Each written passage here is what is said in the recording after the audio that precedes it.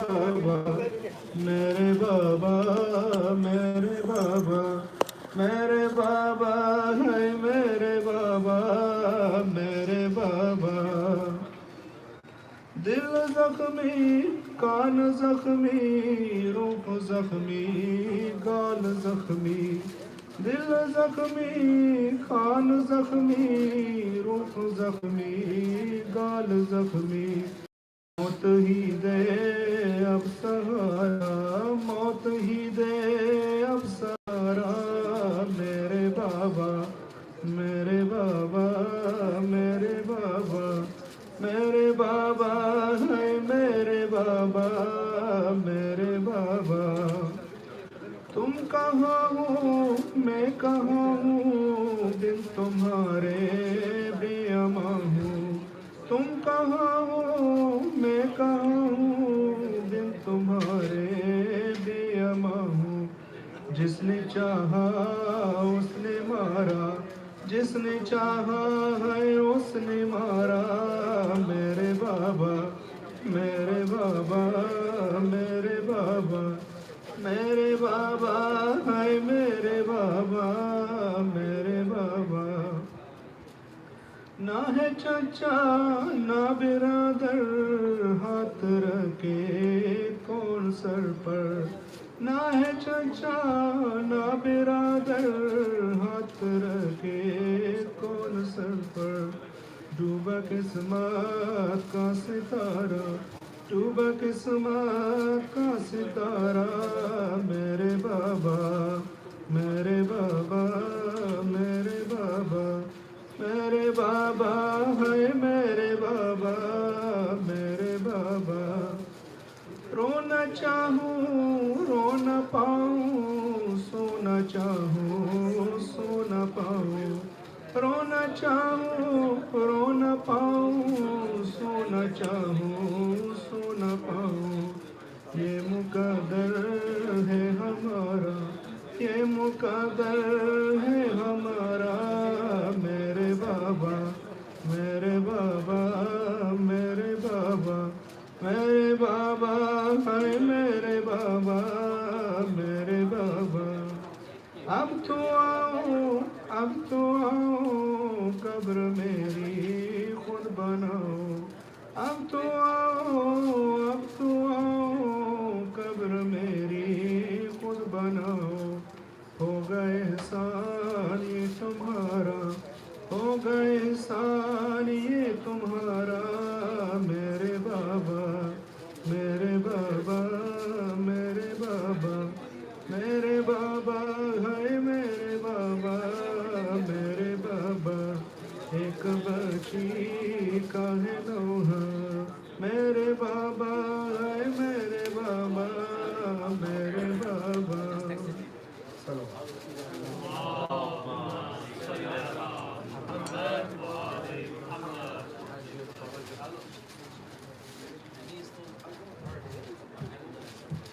بلندر صلوات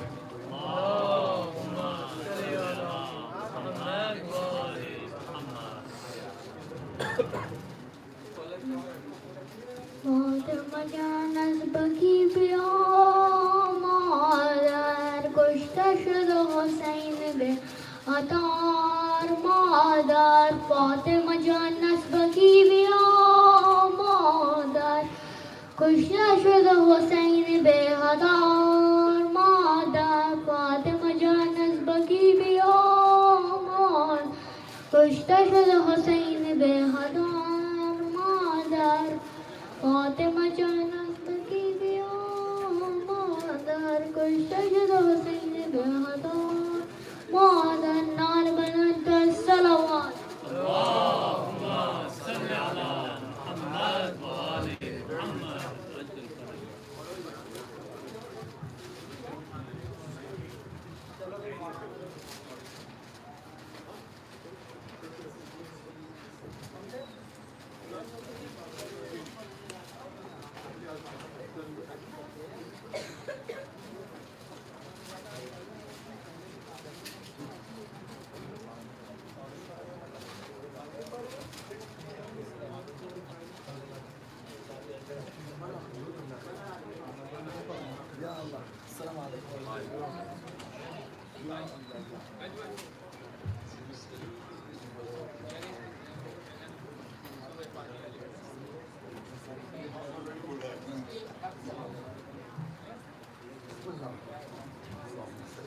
برای خوشنودی مولانا صاحب العصر و زمان نعره صلوات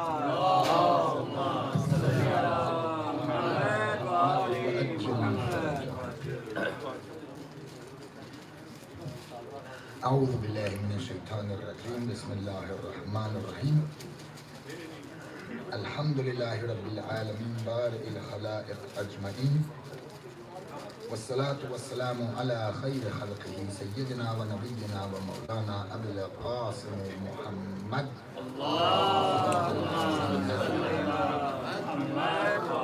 والصلاة والسلام على أهل بيته الطيبين الطاهرين المعصومين ولعنة الله على أعدائهم من الآن إلى قيام يوم الدين ولا حول ولا قوة إلا بالله العلي العظيم وأما بعد فقد قال أمير المؤمنين علي بن أبي طالب عليه الصلاة والسلام خير الحمم أعلاها صلوات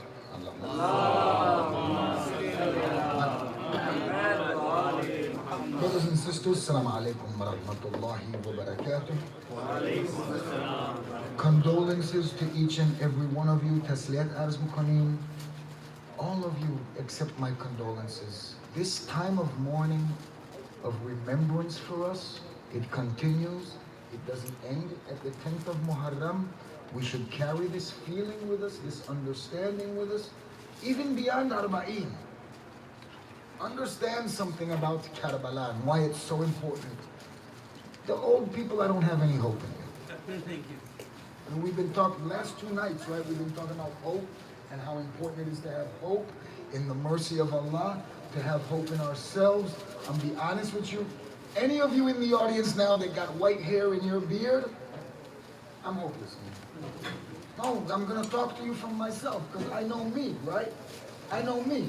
I've been in this religion 30 years and I'm still trying to change. I'm still trying to get better. Alhamdulillah, we haven't fallen off of the path. We haven't lost our way, but it's a long, hard path if you don't start this path when you're young. So our hope is in these young people. They're our future. I mean, when you hear your parents say it all the time, oh baby, I love you and you're my future. You won't understand what that means till you have kids. You're the future. When we look at you, it gives us a little bit hope. At least me, I'm a poor person. I don't have any money. I don't drive a fancy car. The best thing I have is my kids. People got 401k, that's my 104k. Huh? So, when we talk about Karbala, importance of Karbala, importance of remembering Muharram and understanding this revolution, I'm talking to the kids. We're revolutionaries. So let's make something clear. Maybe those of you who've seen me before at Sabah, you've heard me say this before. I just want to say it again, so maybe you'll kick me out of this place and leave, you know. We'll be free, you know. Look, we don't need mu'mineen in this country. I'm be honest with you. We don't need mu'mineen in this country. If what you want to be is a mu'min, a believer that reads the Quran, makes his salat on time, and fasts in the month of Ramadan, and reads his dua, and that's all you want to do, you're in the wrong place.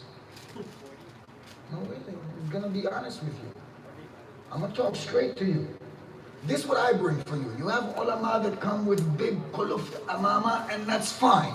And they have their role, and they can teach you something I can't teach you, right? Me, I'm here to tell you how not to do it. I can't tell you how to do it. I don't know how to do it. But I can definitely tell you how not to do it. And I'm going to tell you right now, what we don't need in America is just mu'mineen. Just you want to pray, just you want to fast, just you want to be in masjid, just you want to read Quran. Do us all a favor, go home. It's easier to be a mu'min in Iran. It's easier to be a mu'min in Pakistan. It's easier to be a mu'min in India. It's easier to be a mu'min in any place, Iraq, Lebanon. They bring adhan on the TV for you. They stopped. I was in Iran and I love cartoons. That's how I learned a lot of Persian. I watched like football, you stop. You watch the Persian cartoons and you learn the language. In the middle of the cartoon, they're gonna cut it off and bring adhan for you. In Muharram, they do a favor for you. They don't play the music that comes in the beginning of the show. They mute that. So the introduction of the show plays, but no music. Adhan, you can hear it from the masjid that's next door. Halal, every store sells halal. You want Quran, every bookstore sells Quran. You want to fast, everybody's fasting. And if they catch you, they'll take you to Niruga and give you shalak. So that makes it easy to be mu'min too, right? Because they're going to give you shalak if you don't fast. So it makes it a little easier. You say, you know what, I don't want shalak, I'm going to fast, right? It's easier to be a mu'min there. Here, in this part of the world, we need revolutionaries. We need mu'min revolutionaries. Now, usually when we talk about revolution, everybody get nervous, right? Because people think, oh no, revolution, we're going to overturn the government and we're going to take over the government. And that's not the revolution. That wasn't the revolution of Imam Hussein, alayhi salatu wasalam, and it's not our revolution. I was in one of the masajid in LA once, and a brother came to me, and I don't know, he had to be a jasus. He had to be a spy. He had to be a spy. Because I'm speaking in the center, and after the speech, he's going to come to me and he says, brother, when is it halal for us to fight the U.S. government? That's a setup question right there. He's probably got the recorder running, like right now, they're taping, but we don't mind, right? Let's be straight. So he asked me the question, when can we fight against the U.S. government? I said, brother, what's the population of the United States? He said, 360 million. I said, when you get 360 million converts, then it will be time. When you get 360 million converts, and the only people left is Trump and the Congress, we will deal with them then. But first you got to get the 360 million. You got to do that work first. You got to engage in that revolution first. A lot of people think revolution is just we're going to go and burn tires and smash glass and overthrow. It's not the way it goes. In this country, we need revolutionaries. People who are going to stand up to the status quo. Bring something new. That's what revolutionary means, right? When they bring the new iPhone 11 or I don't even know where they're at because I can't afford them. Who's going to pay $1,000 for a phone? I'd rather buy a used car. I don't know, but then when they bring it, they come and they tell you revolutionary new technology. Why they call it revolutionary? Because it's cutting edge. It's at the forefront. And we as Muslims and as followers of Ahlul Bayt alayhim salam, we also must position ourselves in the forefront.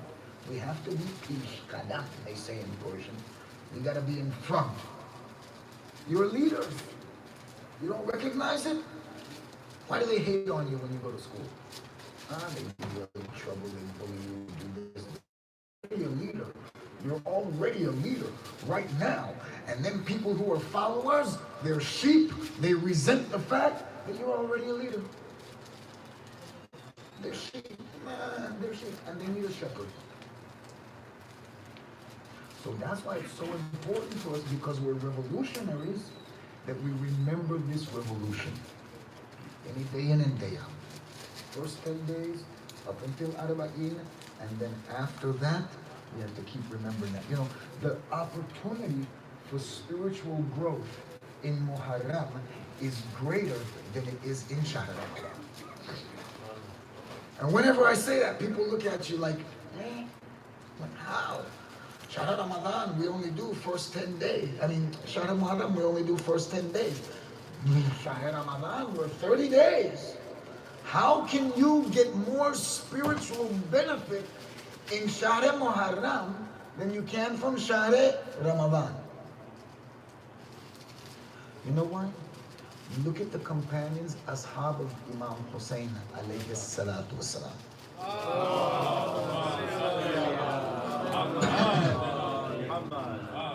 Most of them would not fit into the Shia box that we've created today. Like Zuhair ibn Qayn, one of the great companions of Imam Hussein. Very brave man, very strong man. But in the journey from Makkah, headed towards Karbala, Zuhair ibn Qayn avoided Imam Hussein. Whenever they stopped at one of the stopping places, at one of the resting stops, Hazrat Zuhair would make his camp far from Imam Hussein.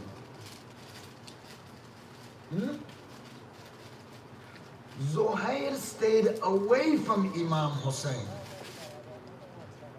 until Imam Hussein invited him to his tent.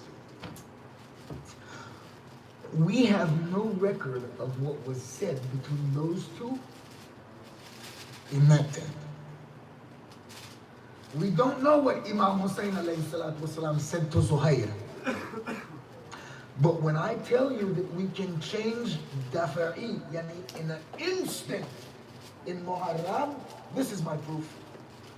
And you can't get that easily in Shahr Ramadan. Zuhair leaves his tent.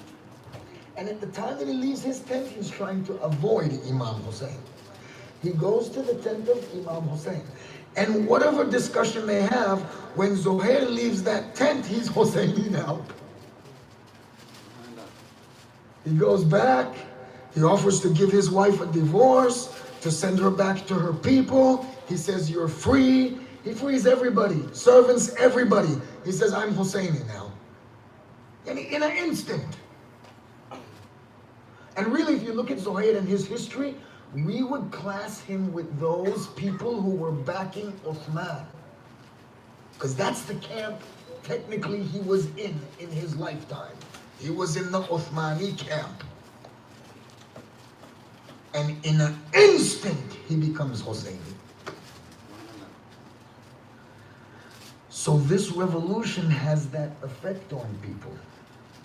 Even young people like yourselves. Learn about it, pay attention to it, understand the details of this revolution, the lessons that can come from it, because it's going to serve you in your life to be revolutionaries.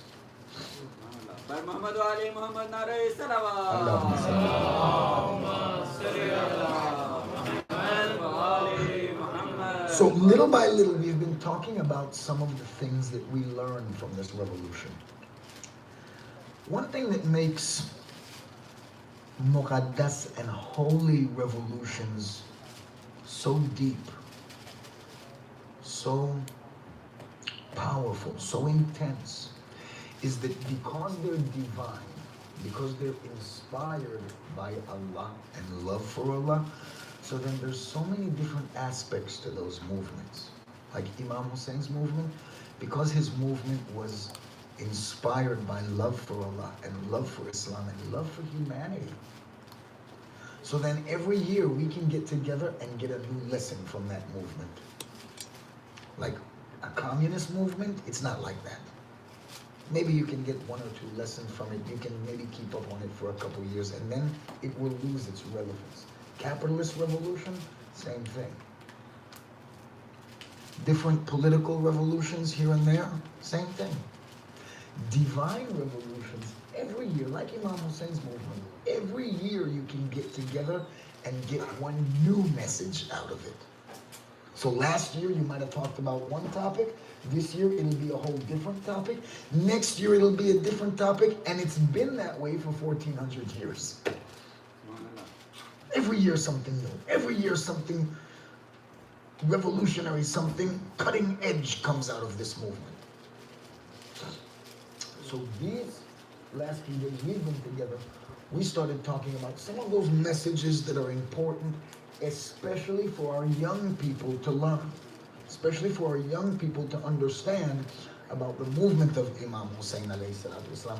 And we've been trying to use Imam Hussein and his companions as examples in this regard, right? So we started talking about what? Yas, to be hopeless or despondent. And usually when we talk about yas, hopelessness, then we talk about it in relation to the mercy of Allah. And the first night we were together, we said that this is the greatest sin. That there's no sin bigger than this. A lot of times we say, oh, shirk is like this. Shirk is the biggest sin. You know, 100 blessings on shirk. Let me be honest with you. Because we read the hadith, right? That if a person has hope, then he has everything. And if he has no hope, he's lost everything. He's lost everything. Shirk, you can come back from. You can say, Ya Allah, I repent. I'll never worship another God other than you again. And you can change. We read the other hadith, right? Where Awliya said, a hopeful sinner is closer to Allah than a hopeless believer. Yani a sinner who has hope in Allah, that Allah loves me, Allah cares for me, He'll forgive me, and He'll guide me. The hopeful sinner is closer to Allah than the hopeless servant. The one who prays and fasts and reads Quran, but he doesn't think that Allah loves him. He doesn't think that Allah will forgive him. He thinks that he has some bad relationship with Allah, that Allah is angry at him. This person is far from Allah. How can we say that? Why would we say that? There's a hadith from Imam Muhammad Baqir alayhi salatu wasalam. Imam Muhammad Baqir alayhi salatu wasalam, he says, whatever opinion you have of Allah, that's the way He'll treat you. Whatever opinion you have about Allah, that's the way He's going to treat you. If you think Allah's angry with you, that's the life you're going to live. If you think that Allah just wants to punish you and everything is set up so that you can go to dozakh and go to hell, then you know what? That's the relationship you'll have with Allah. If you think that Allah loves you and you have hope in Allah and you firmly believe that Allah loves you more than your mother loves you, and I'll be honest with you, mama love is a deep, deep love. I tell my kids this. I can't love you as much as your mother can. I'm your father, and I love you second best in the whole world. They say, Baba, how can you say that? Your mama carried you for 9 months, dealt with all of the discomfort and displeasure from that happily, with a smile on her face. And the ladies on the other side, they can understand what I'm saying. When you're pregnant and that baby decides to put their foot on your bladder, right? And now mama gotta go to the bathroom, right? Or baby starts to kick and she can feel it in different parts of her body, right? And it keeps her up at night. And you know what? Even though she's up at night, she's happy. Because her baby's moving. Baby's kicking. Baby's alive and well. Then after mama delivers you, she risks her life to deliver you. Mama puts her life on the line to have babies. She delivers you, then she breastfeeds you for 2 years. Imam Zain al-Abidin alayhi salatu wassalam.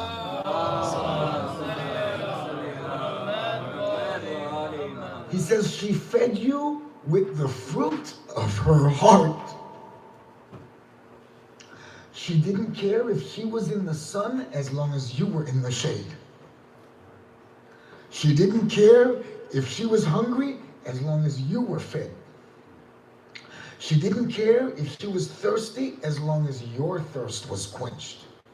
And she did all of this so that you might belong to her. Just so that she could say, this is my baby. Now imagine All of that love that our mothers have for us, Mama will do anything for us. Allah loves us more. Allah loves us more. And if you believe that and have faith in that, have hope in that, that's the relationship you'll have with Allah. They have a riwayat where they say on the day of judgment, everyone who's going to hell is being gathered up and driven to hell. And one guy in the back of the line, he looks back, and he looks back from the line of hell, very sad and despondent. And Allah will ask him, why have you looked back?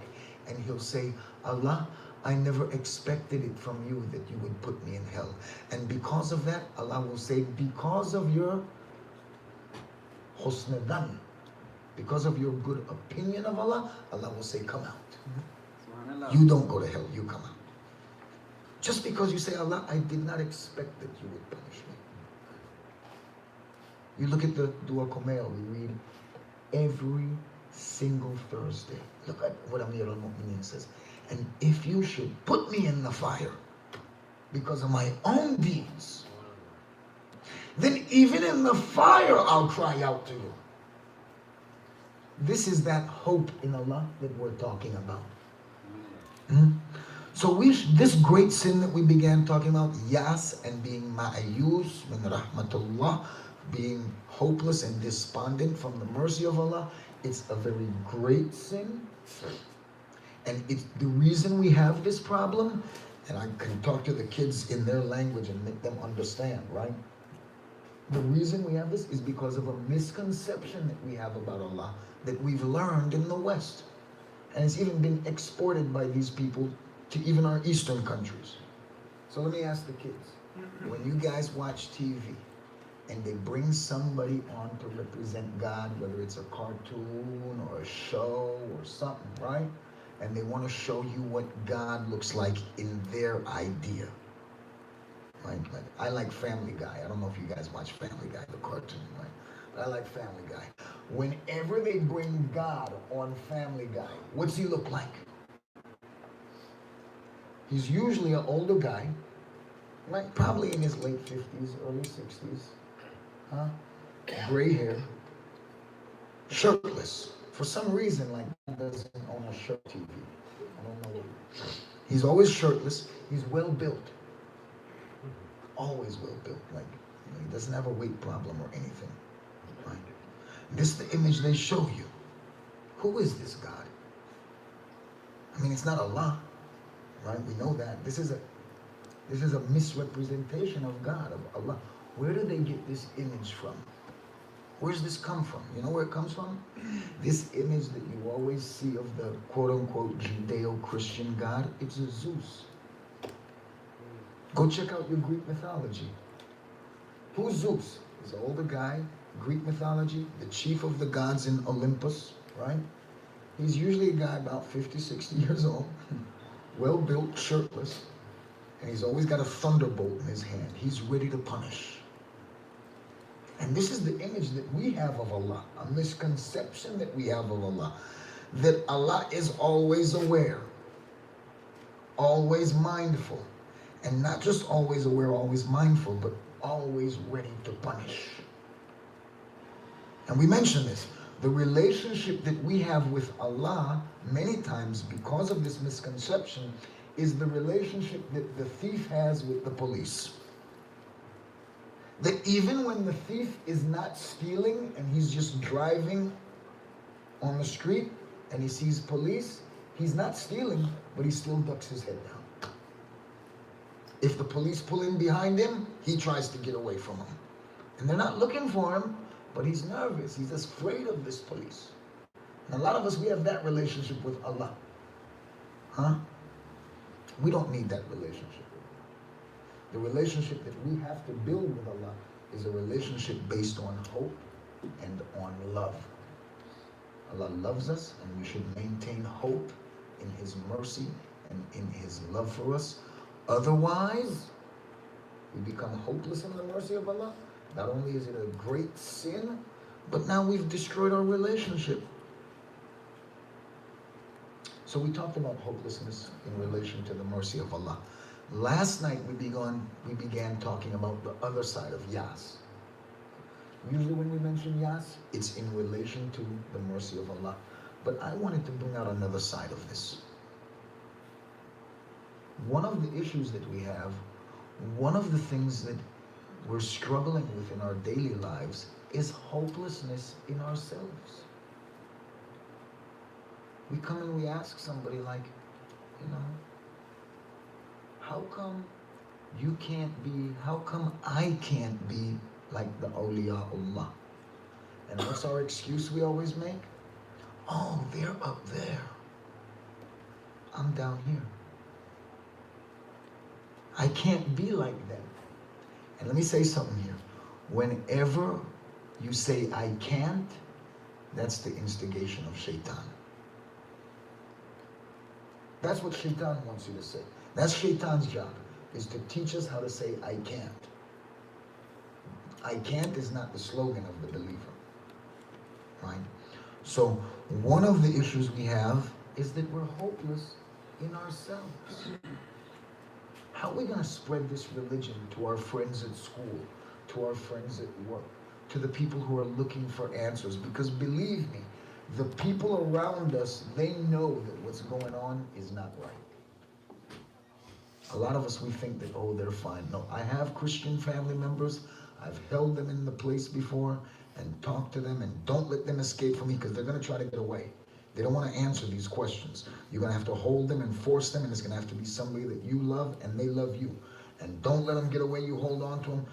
My auntie one day, I gave you this example, I held her on the porch. You're not getting away today, auntie. Because she used to always try to bring me back to Christianity and talk to me about Christianity. And even after I came back from Hausa, she wants to talk to me. So you know what? I said, we're going to finish this today. I'm going to get to you now. Now today we're going to talk. So I sat her down and I said, that's it, that's enough. Now we're going to talk. And everything she came and she said, man, I beat it down. She come and she said, Jesus is God. I said, how?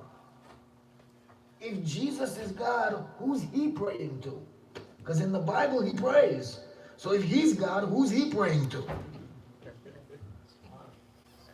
And if he's the Son of God, we're going to take this to Jerry Springer because we need a DNA test. And they say, oh, you're not gonna find God DNA in him. Oh, well, then he's not God's son. Because if you go on Jerry Springer and the DNA result doesn't come back positive, Jerry Springer gonna say what? You are not the father. That's what he's gonna say. That's what he said. He come on the end of the show, he tell you, you're not the father. He's gonna say, Allah, you are not the father. This is how it goes. I don't make the rules. I'm just here to tell you about it. And I held her there and we talked, and at the end, after we beat down all of her arguments, you know what she said? She said, look, we do this because this is what we found our fathers doing. Yani exactly like what the kuffar of Makkah told Hazrat Rasulullah sallallahu alayhi wa sallam.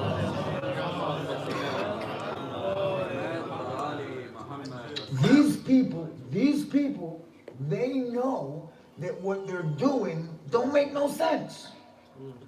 But they continue to do it because no one has provided them an alternative.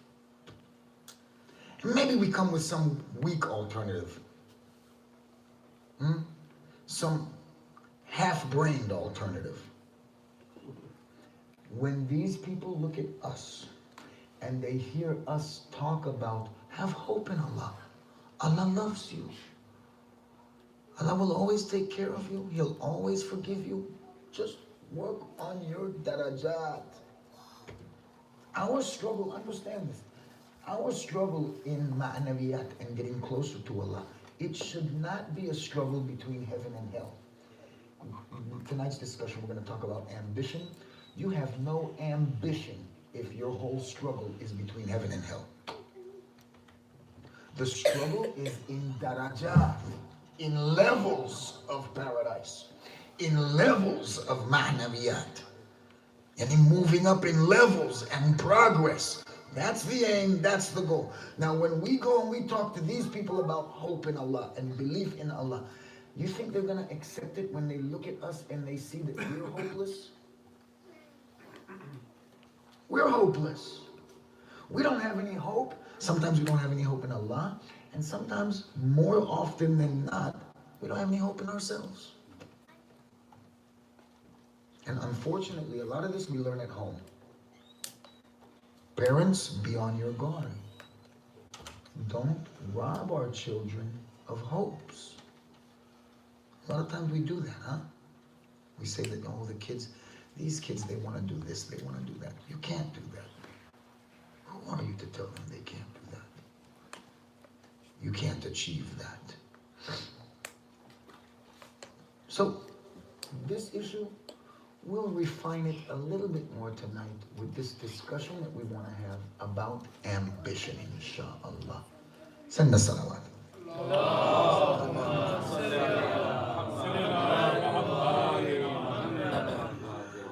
Everybody move forward. Everybody move forward. We need some room in the back, they're saying. Send the salawat.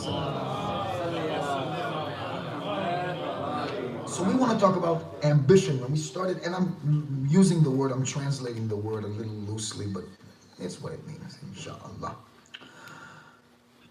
The hadith that we read in the beginning from Amir al-Mu'mineen Ali ibn Abi Talib alayhi salatu wasalam. Imam Ali alayhi salatu wasalam, he says, Khayrul himami a'alaha. Yani, the best of himam, it's the plural of something important, an ambition that you might have, a desire that you might be pursuing, something good, an ambition that you have, something that you want to achieve. So just as this translation that I'm doing, just kind of impromptu, Imam Ali alayhi salatu wasalam says, Khayrul himami a'alaha.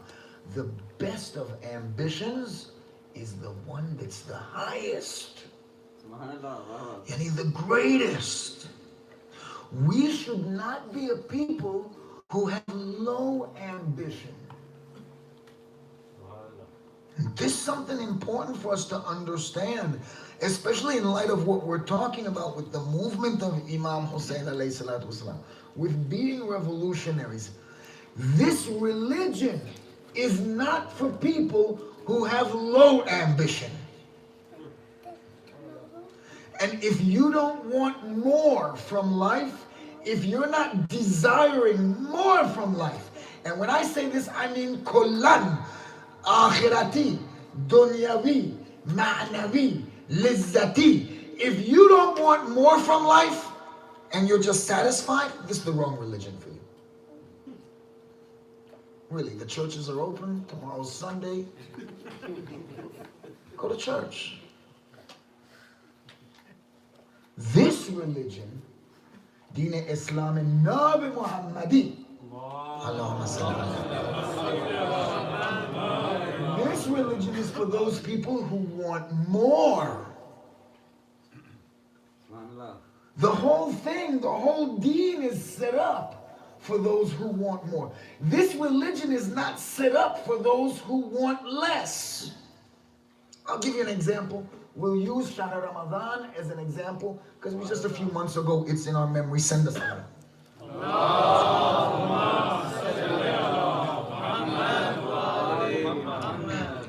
Let's take Laylatul Qadr. We'll use that as our first example, right? Laylatul Qadr khayrun min alf shahr. It's better than 1,000 months, right? That's about what, 8-something years, isn't it? Something like that. About the natural lifespan of a human being is what I remember learning. Huh? Better than 1,000 months. You have some people who don't go to the masjid at all in Shahr Ramadan until Laylatul Qadr. They say, why should I go every night? I'm going to go every night, 29, 30 days, when I could just go this one night and get 1,000 months. You could do that. You could do that. Skip every night in Shahr Ramadan. Don't go to the center. Don't do futur with your brothers and sisters. Don't learn a little something about Quran or Islam. You can skip every one of those nights and go on Laylatul Qadr and inshallah get the blessing of 1,000 months. But the religion isn't set up like that, is it? The religion is set up for the people who want to go every night and also get the 1,000 months on Laylatul Qadr. That's what the deen is set up for. It's set up for those people who want to get the most benefit out of the religion. Those people who are trying to skate by on deen hadda agali, the deen of the bare minimum. They put in the bare minimum. Yani what? What's that mean, the bare minimum? When they make their salat, yani it's the bare minimum. When they fast, it's the bare minimum. When they give sadaqah, it's the bare minimum. And anything they do, when they wear their hijab, it's the bare minimum. When they grow a beard, it's the bare minimum. This deen hadda agali, the deen of the religion of the barely acceptable and the bare minimum, the level, the lowest level of deen, right? That's not the way we should be practicing this religion. This religion is for those who want more, who desire more, who want greatness, who want to be great. It's for those people who have ambition. It's not for those who are just trying to skate by. It's for those who desire greatness. Khairul himami a'laha, says Amirul Mu'mineen. The best of ambitions are those big things. We should want great things. And there's a way to approach religion like this. We have to approach religion like this. I'll give you an example of how we could approach religion like that, right? You could give sadaqah to a poor person. You see a guy on the street, he says, I'm homeless, give me some help. You could give him that sadaqah, right? And you could have two completely different ambition with that. Most of the time when me and you give sadaqah, in this particular example, right? We give sadaqah with the ambition, with the intention of helping this one person right here, right? This one homeless person, we're going to give him some help and we'll help him, right? And I'm not saying that that's bad. That's good. Help people. Give sadaqah to those who are in need. But when you give the sadaqah, you could give it with two different ambitions, two different intentions, and one is better than the other. In one, which is the way we usually do it, we could give that sadaqah with the intention, with the ambition of helping this one person, and inshallah, he'll get that help that he needs. Or we could give that sadaqah with the intention of destroying faqr worldwide. I want to destroy poverty worldwide, Ya Allah. Ya Allah, strengthen me that I can get my hands firmly around the necks of those who are creating poverty in the world, and that I should be able to strangle them. And this $5 that I give in your path, Ya Allah, I give it with that ambition. Let my hands reach the oppressors, insha'Allah. And you give it with that ambition. And it has a completely different effect on your spirituality, on your outlook in life, on your ambition in life. We become a people that aren't satisfied anymore with just giving one sadaqah. We want to destroy poverty, get rid of it and wipe it out. So when we do things, we should do things with the biggest and the greatest and the highest ambition. You know, a lot of times when we talk about ambition, then we look at it like a bad thing, right? Like if I come and I say, this brother is very ambitious, then everybody's going to say, he's haris bid-dunya. You know, he wants to live the dunyawi life. When you say he's ambitious, that means he got a BMW and a house and a this and a that. So whoever said that big house and BMW was haram? It's not. In fact, it's mustahab. Prophet ﷺ said, Mu'min has the best house, the best ride, and the best wife. You know, these kafirs are jumping around out here talking about, look at my car, and look at my girl, and look at my house. And now, we're supposed to have those things, and we say, oh no, ambition is bad, and he's harisa bidunya. No, what do you think? Allah created you to zajid bikashim here, that we should suffer in this life here? We live here for 60, 70, 80 years. Allah created us to be mu'min so that what? We could drive rusty car and live in a kharabe, broken down old house, and wear torn up clothes and live in poverty. Is that what Allah wants?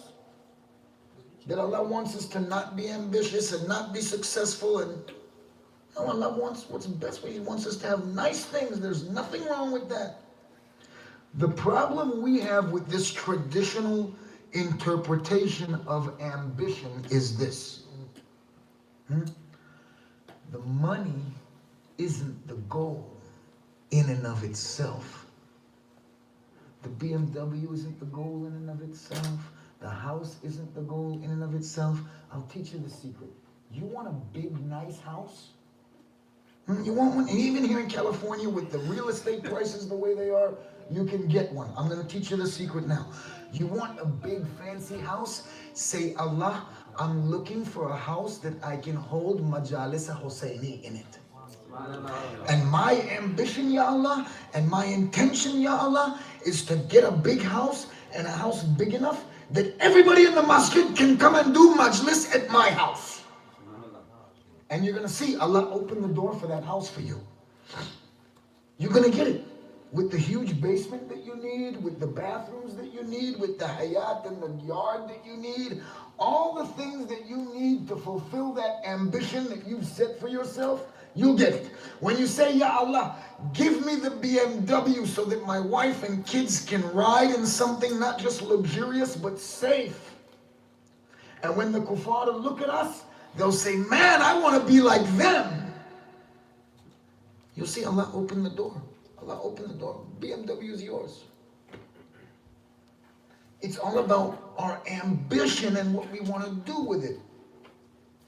This deen is for those people who have ambition. And when we talk about ambition, we're not talking about that harisa bidunya and hungry for wealth and that cutthroat type of, I'm going to get it. We're talking about that ambition that is in the service to humanity and is very high and lofty, insha'Allah. Send us salawat.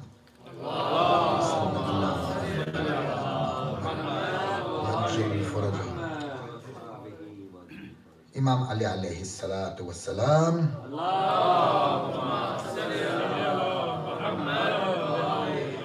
He says, a man's worth is in his ambition, not in his wealth.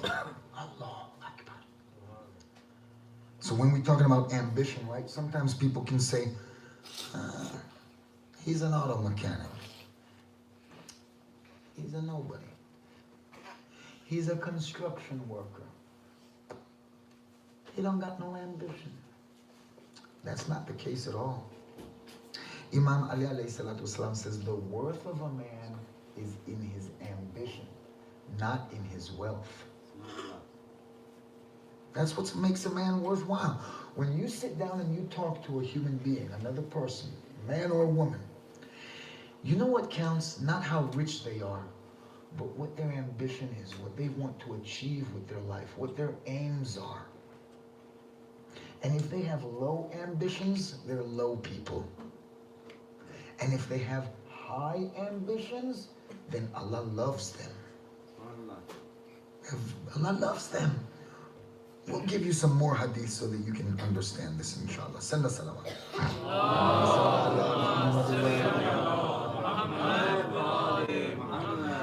There's a beautiful one. I'll read it for you, but I want you to pay attention, right? Imam Sadiq alayhi salatu wasalam says,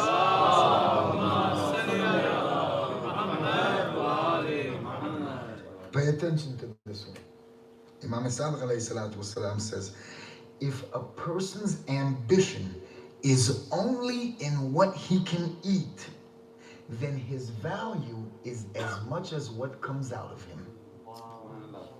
So let me ask the kids, when you eat, what comes out of you? You gotta go in the restroom, right? Okay, so something comes out of you when you eat, right? And it's not something valuable, is it? Right? We flush it and it goes away, right? If a person's ambition, says Imam As-Sadiq, is only in what they can eat, yani their ambition is just in their animal self, it's just concerned with their stomach and what's a little bit below that, and that's all their ambition is, then their value is what comes out of them. What comes out of you? Any something filthy and dirty that we want to get rid of. That's what the value of that person is, whose ambition is just in his shahawat. His ambition is just in his stomach. A person is known and is valued according to their ambition. Here's another one. Imam Ali alayhi salatu wasalam.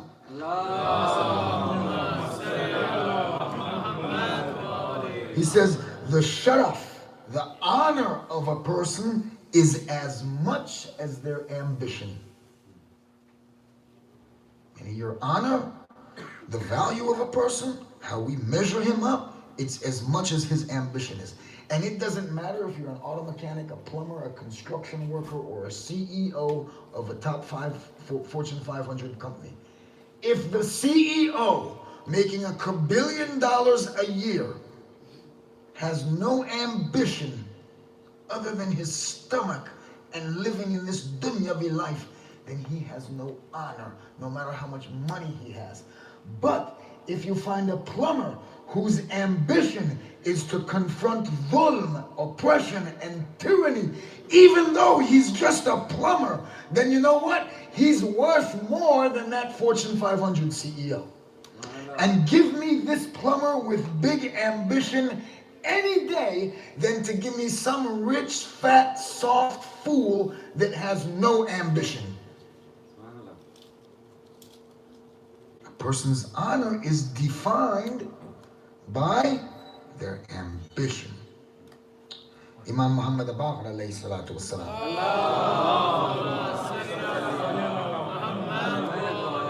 Imam Baqir said, there is no honor, there is no sharaf like great ambition.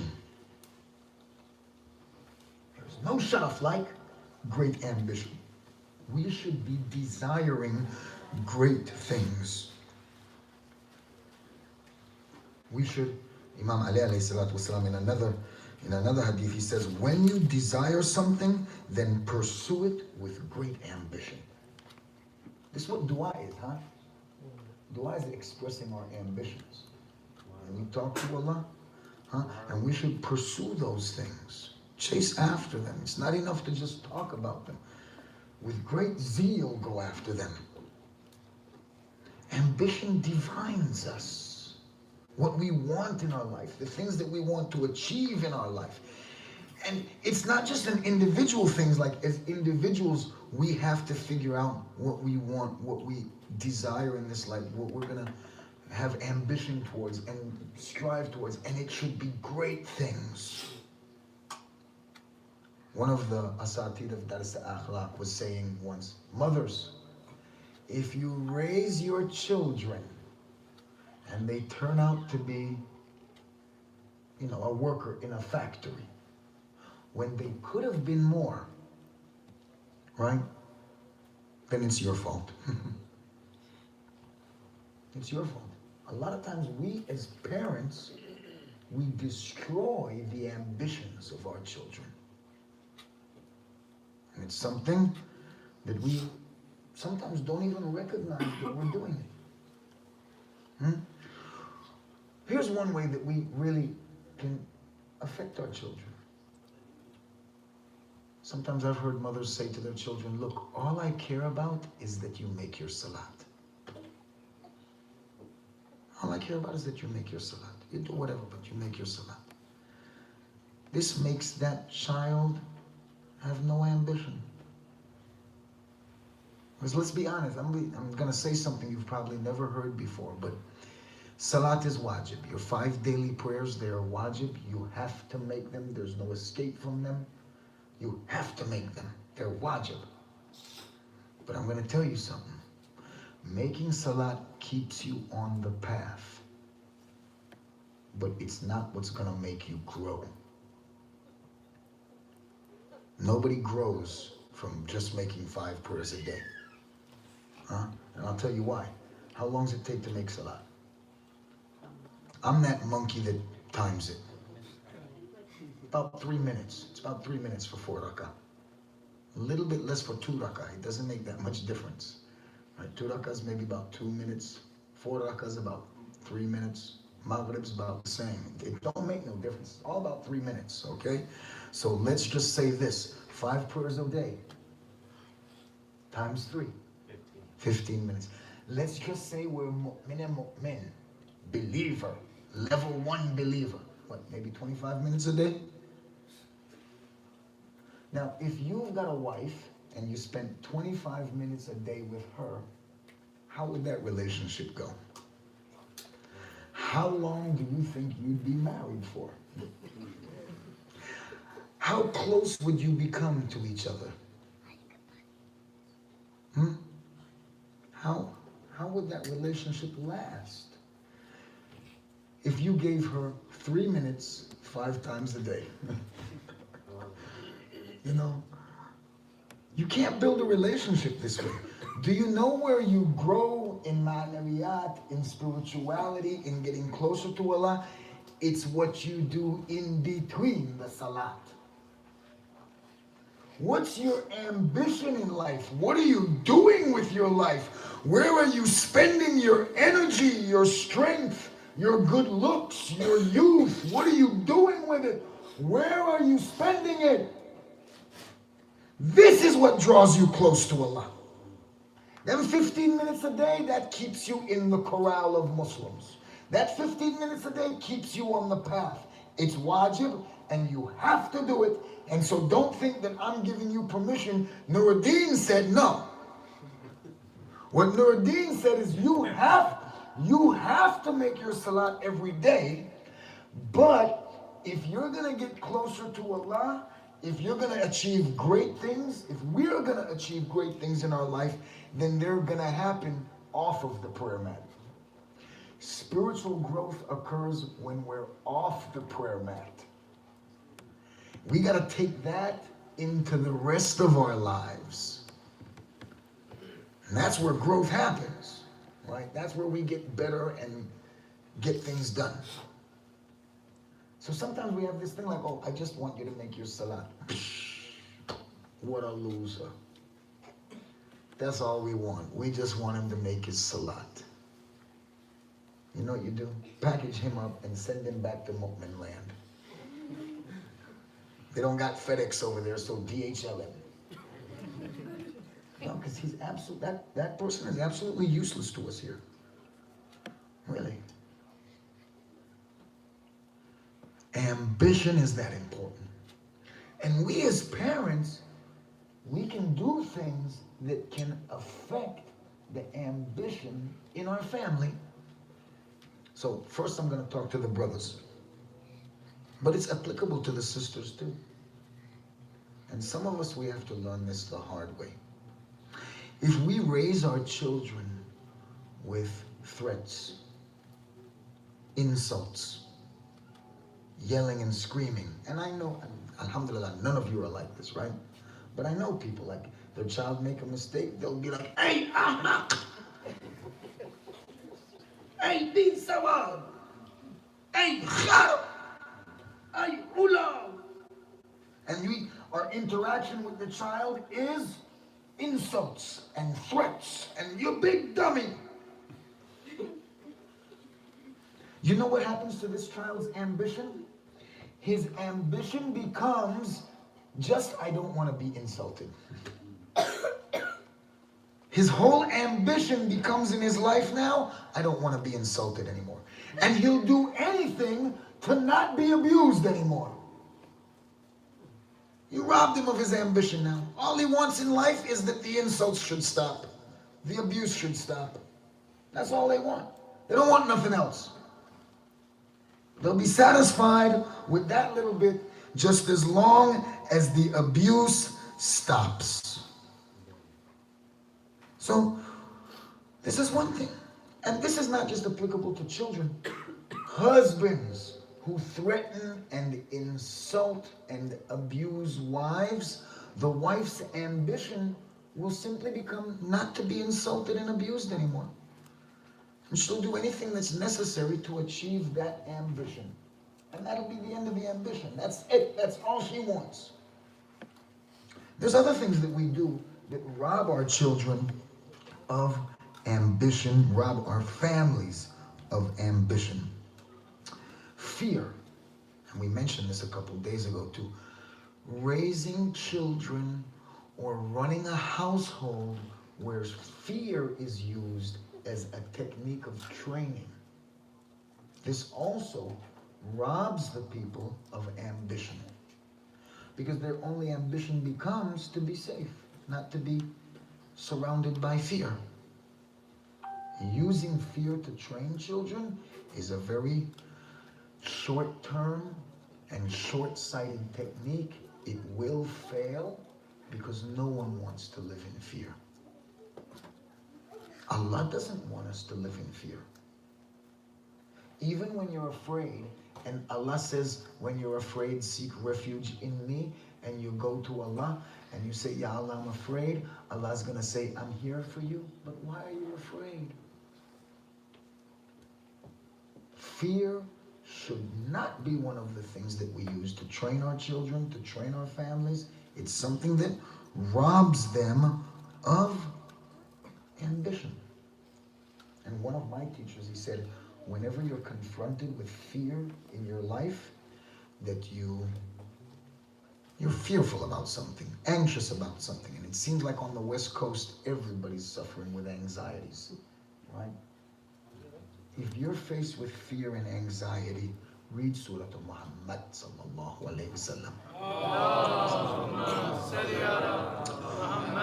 One of the effects of reading this surah that's mentioned in tafasir, in commentaries of Quran, is that reading Surah Muhammad relieves fear, makes people brave. It alleviates fear in our life. So this is something that can help us with fear. Whoa, what's another one that robs us of praise? I mean, what robs us of ambition? Excessive praise. When we praise our children excessively. And that's happening in America now too, right? Like you got a soccer game going on. I hope that you guys don't do this at Sabah, but as an example, I've seen it with my own kids. They got a soccer game going on, right? There's gonna be a winner and there's gonna be a loser, right? And what we're doing in America now is even the losing side gets a trophy. You lost. Why should you get a trophy? You lost the game. You shouldn't get no trophy. You lost the game. Accept it. You lost this week. You know what that does to people when they accept that they lost this week? Next week they'll try harder. But if you give them a trophy anyway, next week they won't try harder. It robs them of ambition. Excessive praise. Even when the kid didn't do nothing, you sit there and you say, great job, barakallah, hey, what a fantastic, but he didn't do anything. And I'm not saying like be mean to kids, right? I'm not saying being mean to people, but this is a problem, especially in the West, excessive praise. Always trying to make somebody feel like he's a winner. No, if you lost, you're not a winner, you're a loser. Train harder, work harder, prepare better, next week you'll be a winner. Excessive praise robs them also of ambition. Imam Ali alayhi salatu wasalam, he gives us another advice about not robbing ourselves of ambition. Imam Ali says, don't even speak to the person with low ambition. And don't even talk to them. Don't even sit with them. You know why? Because it's catching. Huh?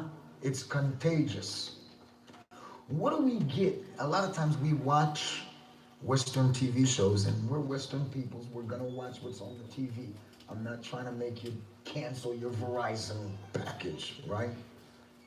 It's okay. But a lot of times we watch some of these shows and we don't realize the effect that they have on us. One of the deepest effects that Western culture has on us is that they lower our ambitions. Make us concerned with what we're gonna eat, make us concerned with what kind of fun can we have, and even the lizzat and the pleasures that they talk about, it's 3, 4, 5 lizzat, and that's it. Like, life is not having any other pleasure except these 1, 2, 3, 4, maybe 5 lizzat, right? But there's greater pleasures. So many pleasures and so much fun to be had in this life, right? But the whole culture that we live in is focused on maybe 2 or 3 of them, at the expense of the others. So one of the issues that we're faced with is when you sit with people, be around people that have low ambition, they really don't want anything in life except to fill their stomach and have a good time. Them low ambition people, they can have an effect on us. It's contagious, and the next thing you know, we don't want much. We're happy with a little bit too. And this is part of that Dina Hadda Agali. Dina Hadda Agali, the religion of the bare minimum, is teaching us to be satisfied with less, just like we're being taught in the West. We think that we're getting a lot, right? But we're being taught to be satisfied with less. There's more to life than what we're doing here. There's more pleasures to be had that we haven't experienced. Like, none of us here, me included, I'm not your sheikh, I'm not your leader, but me included, none of us here have ever tasted some of the real pleasures in life. What kept Amir al-Mu'mineen up all night in ibadat till his knees swole? There's a lizzat there, there's a pleasure there that you and I have never even tasted. We've never even experienced it in life. We've been caught up with these 2 or 3 or 4 or 5 lizzat that we get preached to about all the time in the society here. And we've never experienced the multitude of other pleasures that are out there. And part of our problem in that respect is because we be around people with low ambition, right? So hanging out with people with low ambition. Now, how can we create ambition? Because we want to create big ambition in these kids here, right? That they should want greatness, desire greatness, that they want to be powerful and big and important mu'mineen when they grow up, revolutionaries when they grow up and they get older. How do we inspire in them to have this ambition? So what can we do for that? Number one, and I know like nobody's expecting this one, read Quran. Read Quran. Quran is a book that teaches ambition. I'll give you an example. Whenever Allah talks about dunyawi life in Quran, it's always at hada a'ala, at the highest level. When Allah talks about dunya, what's he talk about? Women and fine horses and treasures hoarded up. A lot of times when we read these things in Quran, we say, oh, Allah is against fine horses. Allah is against beautiful women. Allah doesn't want us to have nice things in the life. And that's why he lists out these things, right? No, he lists out these things because these are the things that cause ghaflat, that cause negligence. We in Islam, we don't have a problem with wealth. We don't have a problem with a nice car. We don't have a problem with a handsome husband or a beautiful wife. The problem is when these nice things in dunya cause ghaflat. That we become ghafil of Allah, negligent and forgetful of Allah because of those things. Any wealth that you have that does not cause negligence, it's good wealth. If you got $1 billion in the bank and the latest Mercedes Benz under your feet and the finest sister in all of Pakistan at your side, that's good. As long as it doesn't cause us to be ghafil. Allah wants that for you. He wants you to enjoy all of that. The horses, the women, the money, the food, ma'naviyat, spirituality. He wants you to have all of that. All those nice things. One way that we can get ambition and become ambitious is to read Quran. Because when Allah speaks about life in Quran, it's always at the highest degree, as an example. It's a book that teaches ambition, that you should want great things. What do you think, these stories about these prophets that were told in Quran, you think it's just like a lullaby? It's a fairy tale, make you a little snoozy, and you go to bed with it, drink some hot chamomile tea. Here's a little milk in it. Go to bed, bache. No. These stories are to inspire greatness in us. Give us ambition. We read the stories and we say, man, I want to be like that. I want to achieve these great things. Like the story of Hazrat Yusuf, alayhi salam. You look at the story of Hazrat Yusuf, kids read that story of Hazrat Yusuf, then they should realize that, look, you can go from nowhere to somewhere. Yusuf was he was a prophet of Allah, and we know his status was high, but really, in relation to the king, to the Pharaoh, and not the bad Pharaoh, right? The leader of Egypt of his time, he was a nobody. He was a prisoner in jail. And he went from the depths and darknesses of the prison to in control of the entire empire. People say, well, he wasn't the king. He refused that job and he took over the treasuries. Let me tell you something about Yusuf. Yusuf's sharp. They offer him the kingship, right? To be the right-hand man to the king. Yusuf says, nah, put me in charge of the treasury, because surely I'm a good accountant. Now let me ask you something. Can the king do anything without the guy that signs the check? King can't do nothing unless the guy who is in control of the treasury is in control of the treasury. So who pulls the strings in the kingdom? Like always, the guy who controls the money. And we learn that, we see that in Quran.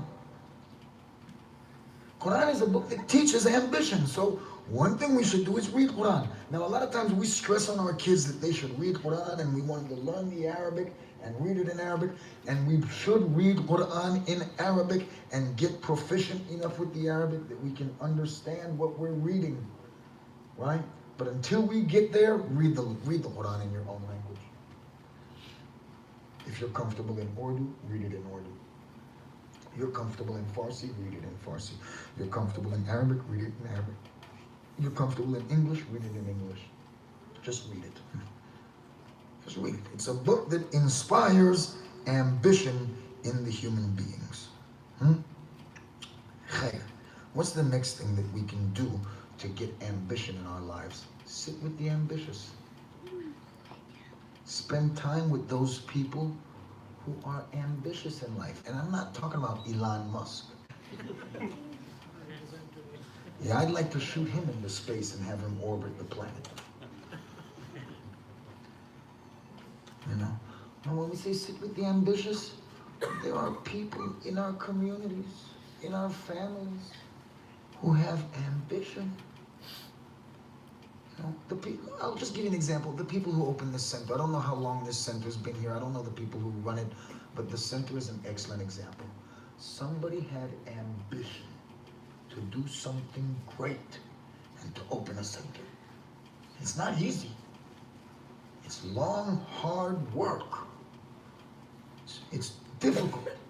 And you gotta organize it, you gotta pay for it, you gotta invite the speakers, you gotta take care of the speakers, you gotta clean the place, you gotta pay the bills. All that has to be done. That person had ambition. Those people had ambition when they opened the center. And they continue to maintain it. They continue to run it. These are people who want more in life. They're not satisfied that we're just going to stay home and we'll watch something on the computer. YouTube got Nizara Qatari, we'll do it there. We'll catch Aga Panahian on YouTube and we'll enjoy the speech that way. We'll watch Ayatollah Mazahari on Rasikhun and we'll get Muharram that way. It's not the way it goes. These people had ambition. They worked hard. We have ambitious people in our community, people who are in business, who are struggling, who are pushing forward a program to create something bigger, grand, something in the service of humanity. Sit with those people. Sit with those people who have that ambition. That's another way that we can get to be ambitious people ourselves. In du'as. Du'as are also another thing that teach us ambition. Now, the other night we were talking about making du'as. And you'll remember I was saying that learn the technique of making du'as and you can make your own du'as. And I didn't at that time want to discredit or discount reading du'as from Ahl Bayt, because I was saying read your own du'a but understand the technique of du'a, right? That's not what we're trying to say.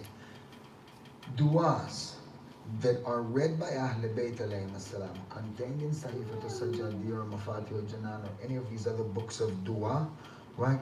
These books of du'as, these du'as have been written in a certain way as to deliver a particular message. It's not just about the du'as. Like in Sahifa, we're being taught also. Like you look at the first du'a in Sahifat al-Sajjadiyya, it's a lesson in Tawheed.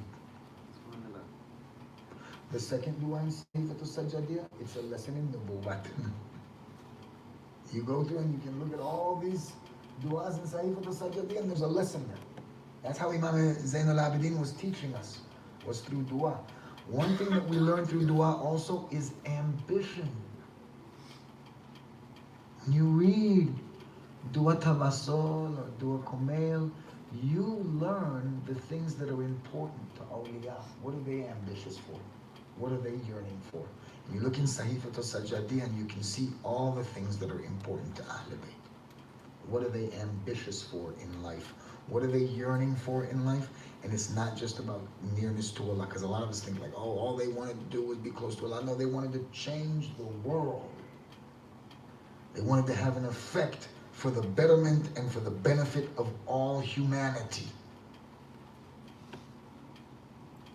Perhaps there's no better example of this than Imam Hussein and his movement. When Imam Hussein left his home, he had an ambition, something that he was aiming for, something that he desired to accomplish and to achieve.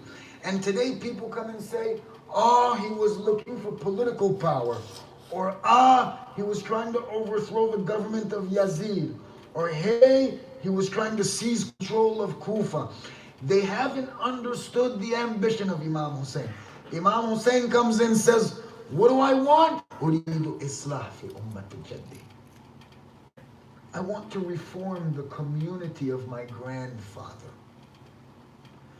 This is ambition. This is ambition. Not something small. He's not saying, I want to take over the government. Baba, who cares about Yazid and his government, his so-called power? Hussein doesn't want little things like control of Kufa. Hussein doesn't care about unimportant things like the control over the Muslim empire. Hussein wants Islah, correction and reform in the community of his grandfather. His ambition, his himmat is to the roof. He doesn't want small things. When he sets out in this path, he has a very lofty ambition, a very high ambition. This is why this movement is so valuable. Because from this movement we learn ambition. So since we've been trying to get the message across to these kids, tonight I'm going to show you somebody from Karbala who even for his age had great ambition. What can I tell you about ambition? It's not impossible even for our young men, our young ladies, to have great and lofty ambition in life. You know, on the night of Ashura, Imam Hussein alayhi salatu wasalam, he gathered all his companions together. And then he commanded them, he said, turn out the lamps. He said, tonight, it's a dark night. I remove my bayah from you. You're free to go. This is Imam Hussein loving us.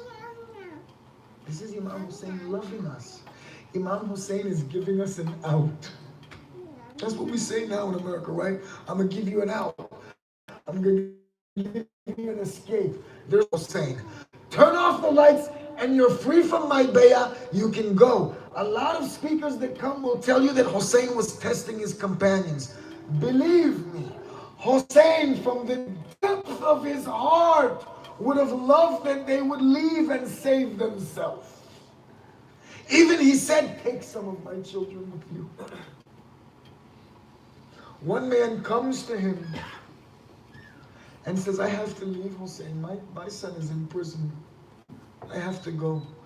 Look at Imam Hussein, how much he loves us. Imam Hussein removes his bayah, his allegiance from this man. He said, you're free to go.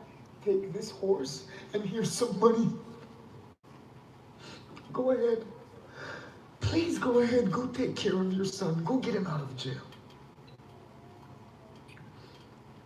When Hussein turns off those lights, turns out those lamps, and he tells the people to leave, he's giving them an out. And the companions began to say, Hussein, how can we leave you? If we should be killed 1,000 times and raised up again, we would still sacrifice your cause. Into pieces, we would still be sacrificed in your cause. And now when Imam Hussein sees that everyone has chosen to go to Karbala, this is the difference. Very quickly, you go to Hajj, it's wajib. You have to go. But to go to Karbala, you have to choose. You have to choose to go to Karbala. Go to Karbala, more reward. People want to know why there's more thawab to go to Karbala than to go to Kaaba. You have to go to Kaaba. Allah has commanded you to go to Kaaba. You have to obey the command of your Lord and go. But if you want to go to Karbala, you have to choose freely to go. No one's going to force you. Allah's not going to say you have to go. Hussein's not going to say you have to go. You have to stand up and say, I'll go. I'll go to Karbala. And that's why it has more blessing.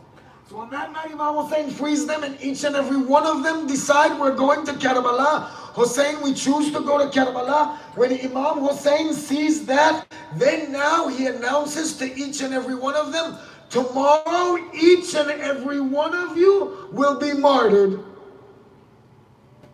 In those days, children didn't sit with grown men. Grown men sat up front, children more towards the back. And in the back of this crowd, there's a boy about y'all's age.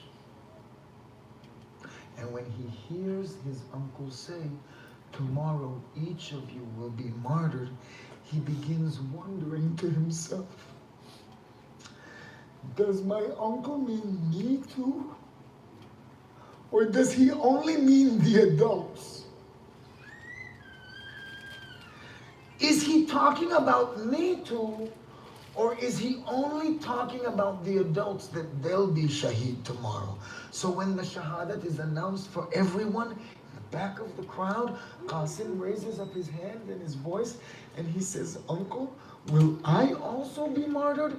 And a lot of times when you hear about this portion of Karbala, you might get the impression that Qasim was worried, that Qasim was nervous, that Qasim was scared. No, Qasim was ambitious. Qasim desired shahadat. He didn't want to be left out. He thought that some way, somehow, he was being left out of this shahadat. That maybe my uncle is only speaking to the adults. What he's saying when he asks his question is, Uncle, am I fortunate enough to gain shahadat also? Because it's his ambition. This young man, he already has the strength, the fearlessness, the bravery to understand and to recognize that, look, it doesn't matter how many enemies are out there. If we're on the right, then we'll fight. And even if it means that we're cut to pieces, then that's what it means. We'll meet our Lord with a clear conscience. Even at that young age, he understood that. So he asks his uncle, Uncle, will I be martyred also? And Imam Hussein alayhi salatu wasalam, he says, my nephew, what's your opinion of shahadat? What do you think about death? This is to show you ambition that has been taught by Ahl Bayt alayhim as-salam. Look at the reply of Qasim. He says, Uncle, it's ahla min al-asal. It's sweeter to me than honey. And a lot of times we hear this and we say, Qasim is putting on a strong face. Qasim is putting forward bravery. We can back this up. We can prove to you that this is not the case. That in fact, Hazrat Qasim ibn al-Hasan is very ambitious. On the day of Ashura, when Hazrat Qasim comes and asks for permission to go to the battlefield, and Imam Hussein alayhi salam, initially he says no. It's his job to look over his nephew. He breaks his nephew's heart. His nephew begins crying because his uncle has told him that he cannot enter the battlefield. His Qasim goes and complains to his mother. And he says, my uncle isn't letting me join. Yani what he's saying is, my uncle is holding me back from my ambition. And that's when Qasim returns with the letter of Imam al-Hasan in his hands. Can you imagine the look on Imam Hussein's face? It's the first time in years that he's seeing his brother's handwriting. It's a message from the beyond, from Imam Hassan to Imam Hussein, asking for permission that Qasim should represent him on this day. Imam Hussein relents, gives Hazrat Qasim permission to go to the battlefield. They take him to the tent where they kept the weapons and the armor. They pick up a helmet and they put it on the head of Qasim. But the helmet is too big, it doesn't fit him. They pick up that breastplate that the soldiers would wear and they try to put it on him, but the armor is too heavy for Qasim. They get a shield for him. They put it in his hand, and his hand drops to the ground because the shield is too heavy for him. The weapons that they give him, the sword is too big, too long. None of the weapons fit. None of the part of the story. But you know what you haven't heard, but you've seen it in your own family before? What happens when you're trying to dress your kids to go out somewhere? Okay, Baba, I'm all right. The pants are fine, Baba. Leave them. I'm ready to go. Baba, this shirt fits just fine. Let me go. I'm ready to go. Don't this, don't worry about that. The shoes are fine. Just please let me go. We've seen it with our family already, that when we're dressing them and they're ready to go, we're fussing over the clothes, but they're ready to go. Qasim was like this on the day of Ashura. They're trying to fit him with armor. They're trying to fit him with helmet. They're trying to fit him with shield. They're trying to fit him with sword. And Qasim is saying, Bilamkon, let me go. Leave me alone. I'm ready to go. Just give me this small sword and let me go at the enemy. This is the ambition of Qasim. An ambition that few adults have. And look at the rajs that he reads as he enters the battlefield. Introducing himself with pride. Who he is. Who's his father. Who's his family. This is ambition. This is ambition. When Qasim is struck down. You know, most of the information we have about what happened on the battlefield comes from the enemy reporters. And the enemy was recording the details of what's happening. The enemy records that we saw Hussein standing by his horse as though he was waiting for something. As though he was expecting something. And at the time that Qasim cries out, "Oh, my uncle," it's like Imam Hussein had been waiting for that. He mounts his horse and races to the side of Hazrat Qasim.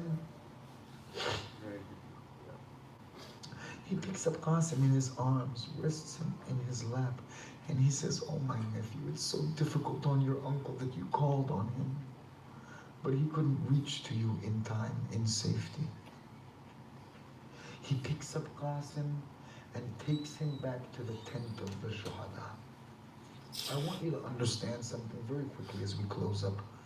You hear all the stories about Imam Hussein coming to the battlefield, picking up the Shuhada and carrying them back to the tent of the Shuhada.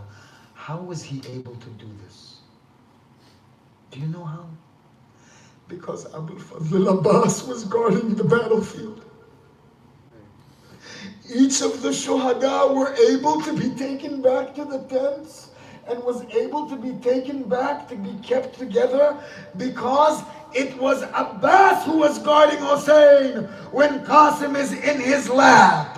It's Abbas who's guarding Hussein when Hussein comes and picks up the bodies of the companions, of the family members, and takes them back to the tent of the Shuhada.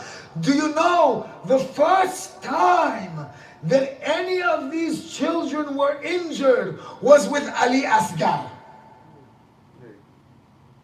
The only time that they were able to injure Imam Hussein while he has one of these Shuhada in his hands was after Hazrat Abul Fadl al-Abbas had been martyred. There was no one there to bring nazm to the battlefield anymore, to bring order to the battlefield anymore. The battlefield had been turned upside down after the shahadat of Hazrat Abul Fadl al-Abbas. ولا حول ولا قوة إلا بالله العلي العظيم ولعنة الله على القوم الظالمين آمين رب العالمين.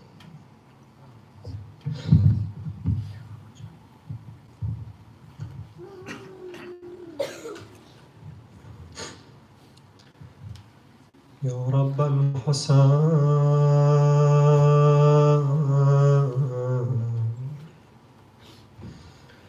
بحق الحسين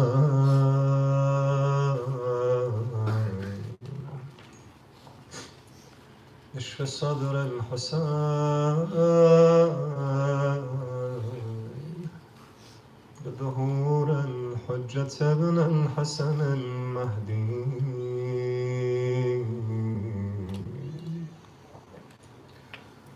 Hussein is all alone at the plain of Karbala.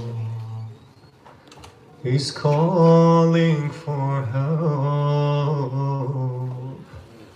Hussein Fatima, Mazloom Hussein Mawla, Mahroom Hussein Mawla. عطشان حسین مولا قریب